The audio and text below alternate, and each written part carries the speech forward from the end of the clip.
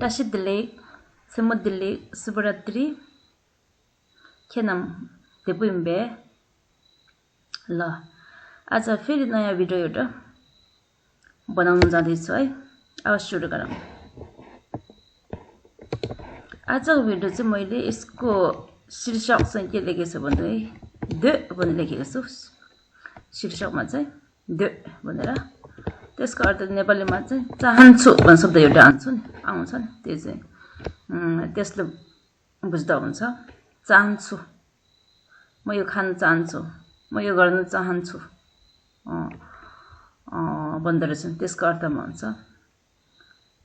मैले चाहिँ अहिले चाहिँ नेपालीमा चाहिँ यहाँ चाहन्छु भनेर लेखेको छु तर उदाहरणमा चाहिँ चाहन्छन् चाहन्छिनहरू पनि आउँछ त्यो त जस्तै नेपालीमा चाहिँ स्त्रीलिङ्ग र पुल्लिङ्गको फरकले गर्दा चाहिँ अब छुट्टै यस्तो लेख्नु पर्ने हुन्छ त्यस कारणले तल उदाहरण हेर्दै गर्ने ल अब चाहिँ बट भाषामा चाहिँ यो द भनेर प्रयोग गरिन्छ शब्द अर्को शब्दसँग अब उदाहरण सुरु गरौँ है भनेर है यहाँ ढोदे दु है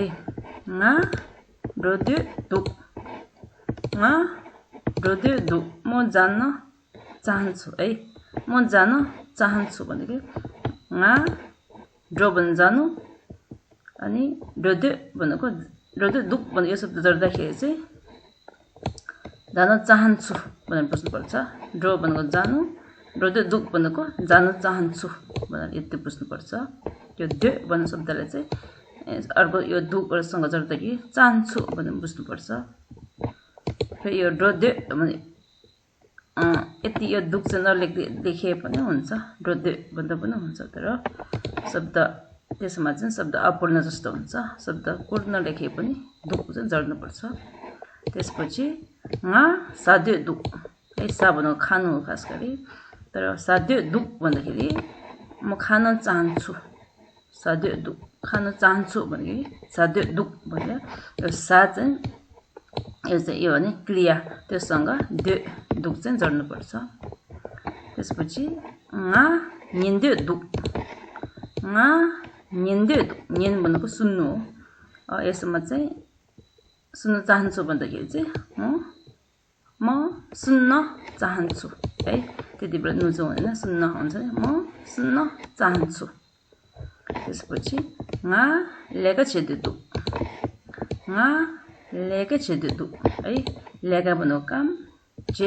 भनेको खास गरेर गर्नु है छेदु दुख भन्दाखेरि गर्न चाहन्छु भनेको के गर्न चाहन्छु त्यो बुझ्नुपर्छ म काम गर्न चाहन्छु त्यसपछि चेमो चेदु दुख भनेको म भयो नि चेमो भनेको खेल है चे भनेको खेल्नु खेल्नु मन छ म खेल्नु मन छ भनेर बुझ्दा हुन्छ यहाँ म खेल्न चाहन्छु है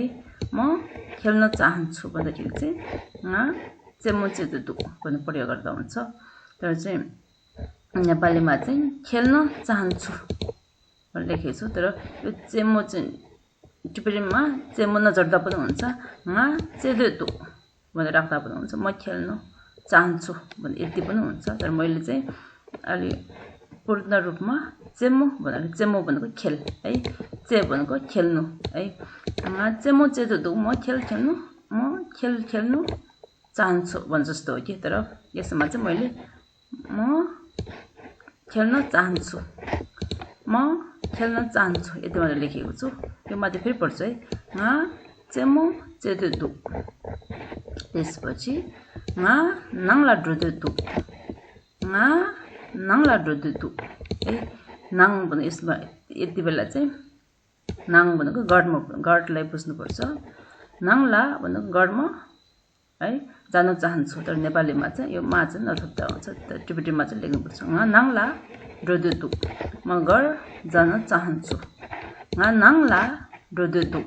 म गढ जान चाहन्छु त्यसपछि यो चाहिँ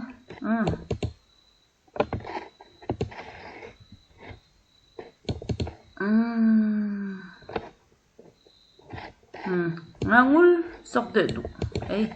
nganul सक्दैदु ngul भनेको पैसा सक भनेको खास गरी कमाउन अथवा जम्मा गर्नलाई सक भन्छ कमाउनले चाहिँ जम्मा गर्नलाई के भन्छ सक है सक्दैदु भनेको जम्मा गर्न चाहन्छु म पैसा जम्मा गर्न चाहन्छु nganul सक्दैदु सक भनेको जम्मा गर्नलाई सक भन्छ है म पैसा जम्मा गर्न चाहन्छु त्यसपछि ngapge chongdedu chong भनेको सिक्नु हो तर chongdedu भनेको सिक्न चाहन्छु है म भोटे भाषा सिक्न चाहन्छु त्यसपछि ngachu thungdedu है म पानी पिउन चाहन्छु है छु भनेको पानी थुङ भनेको पिउनु चाहिँ है के तर पिउन चाहन्छु भन्दाखेरि चाहिँ थुङदेदु भन्छ है त्यतिबेला पिउन चाहन्छु त्यसपछि माकेचा शेदेदु म कुरा गर्न चाहन्छु भन्दाखेरि माकेचा भनेको कुरा है शे भनेको गर्न बोल्नु अथवा बोल्नु कुरा यति हामीले नेपाली भाषामा कुरा गर्न भन्छ नि त्यसो भन्दा यति बेला चाहिँ गर्न बुझ्दा हुन्छ माकेचा शेदेदु म कुरा गर्न चाहन्छु त्यसपछि आमा थुक्देदु अब आमा भन्दाखेरि बुझिहाल्यो थुक भनेको भेट्नु है भेट्नुलाई थुक भन्छ थुक्देदु भनेको भन्दाखेरि चाहिँ भेट्न चाहन्छु म आमालाई भेट्न चाहन्छु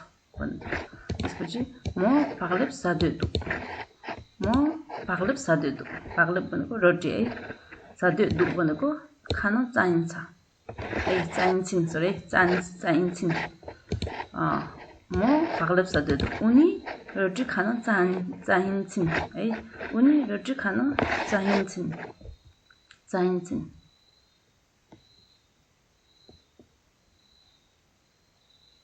चाहिनु हैन चाहन्छन् खो pakpak tongdedu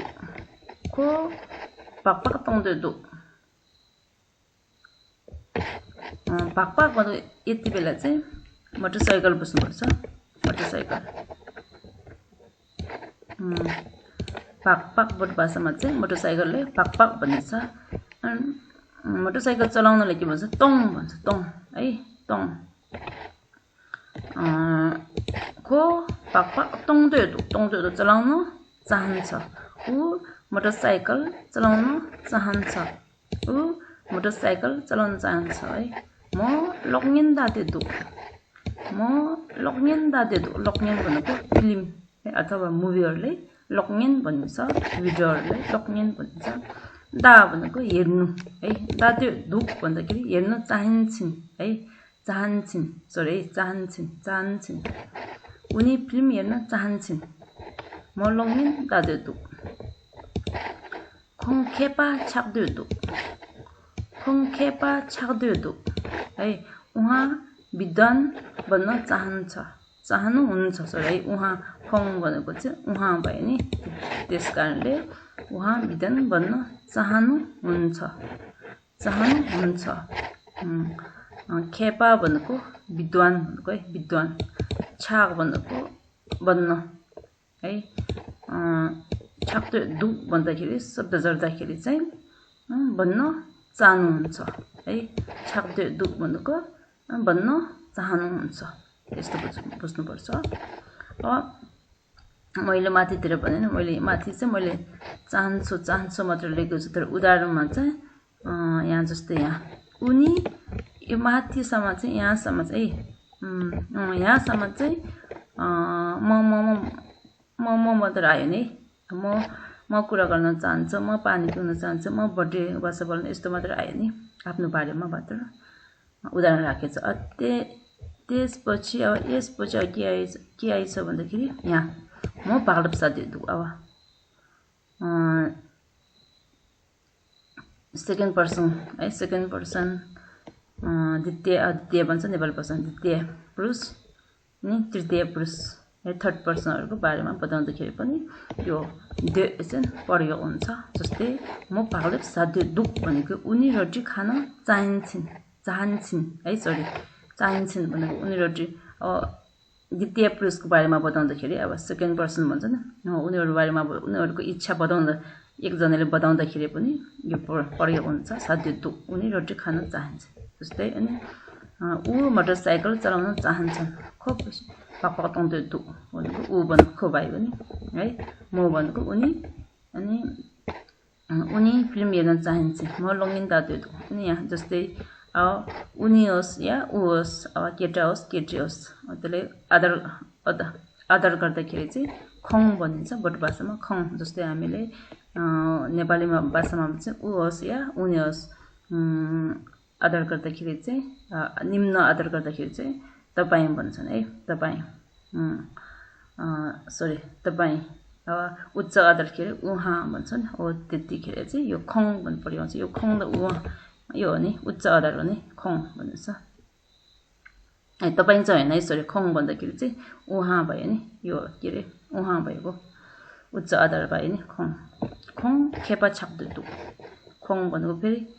तृतीय पुरुष भयो नि अर्को मान्छेको थर्ड पर्सनको बारेमा बताउँदाखेरि चाहिँ थर्ड पर्सनको इच्छा बताउँदाखेरि पनि यो प्रयोग हुन्छ भनेर मैले बताउने कोसिस गरेको खङ खेपा छाप्दु है म लङिन दादु को पापा तंदु म पागले सादु nga ama tukdu nga keche shudu nga chutungdu nga pege chungdu nga ul sokdu nga nangla dodu त्यसपछि nga चेमु जिदु चेमु भनेको खेल है जुन खेल भयो भने जस्तै फुटबल टेनिस ब्याडमिन्टन जे खेल चाहिँ खेलको स्पोर्टहरु छन् त्यसले चेमु भनिन्छ पट भाषामा nga लेगा जिदु nga निन्दु nga सादु nga दोदु है यति हो आजको लागि ल धन्यवाद तपाईहरु प्रश्न छ भने कमेन्टमा राख्दिनु किनभने मेरो यो जिब्रो चाहिँ अड्केको जस्तो बोल्न गाह्रो भएर कहिले शब्द तल माथि